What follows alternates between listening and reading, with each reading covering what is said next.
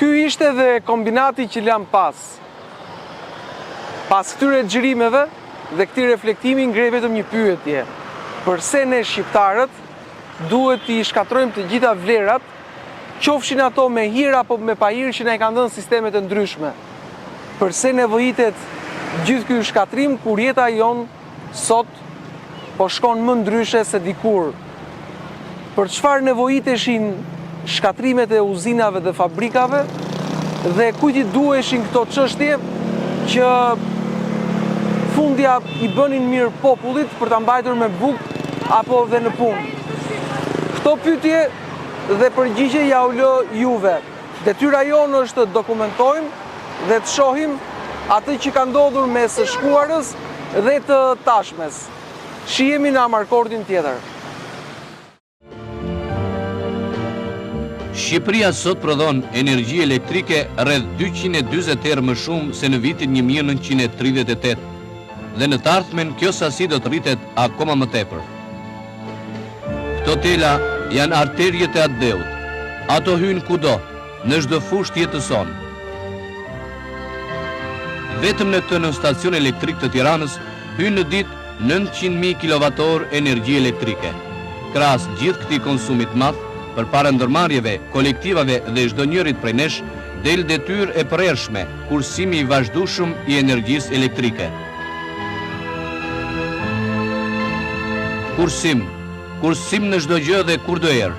Kjo është motoja e punës në kombinatin e tekstilit Stalin, që është në pararoj të rrethit të Tiranës për kursimin e energjisë elektrike.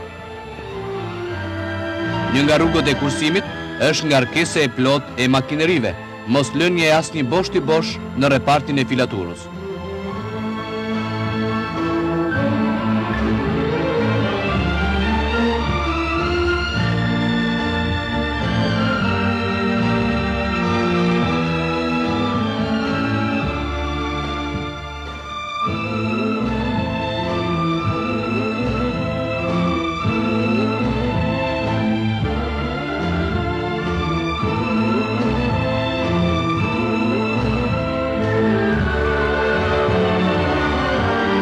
Ndodh që nga pakujdesia, boshtet të mos marrin ngarkesën e tyre, por syrit të tekstilisteve nuk i shpëton asgjë.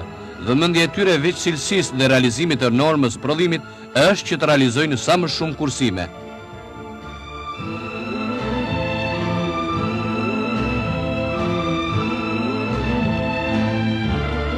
Elektriqisët e turnit janë gjithmonë në gatishmëri për të kontrolluar ngarkesën e makinerive. Bëhet që është e mundur që të eliminohen të gjitha defektet dhe makinat punojnë me ngarkesë të plotë.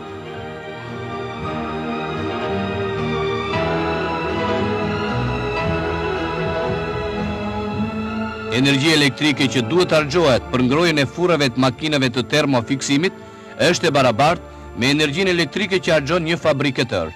Shpeshherë ajo vije në punë me pak materiale. Kjo bënte që shumë energji elektrike të konsumohej kot në raport jo të drejtë me prodhimin. Tani është bërë si rregull që materialet e pakta të mblidhen në një ditë caktuar, duke plotësuar kapacitetin maksimal të makinës. Siç shihet, kursimi mund bëhet fare thjesht, por me leverdi të madhe. Vetëm mjafton të preokupohemi për të vazhdimisht.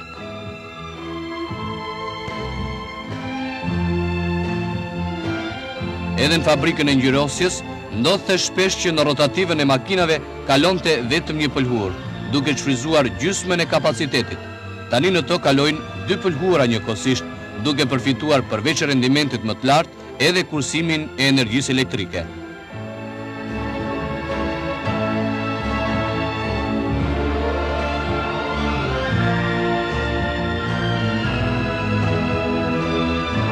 Rrugët e kursimit janë të shumta. Kur ka ndonjë kputje fylli, punëtorët nuk bëjnë vetëm fikjen e përkohshme të makinës, por ndalojnë edhe motorin, që motorit mos punojë në boshllëk.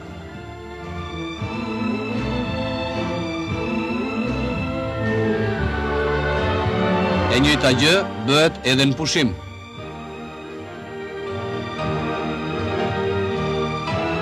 Përveç detyrave të tjera, përgjegjësia e repartit dhe punojësi elektrik kryen kontroll të vazhdueshëm pranë çdo makine për realizimin e kësaj detyre.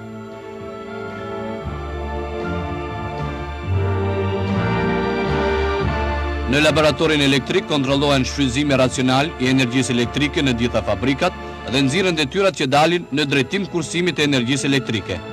Duke përdorur atë me nikoqirllëk, në 6 muajin e parë të këtij viti u kursyen mbi 700.000 kWh energji elektrike, baras kjo me energjinë që i duhet kombinatit për 10 ditë pune.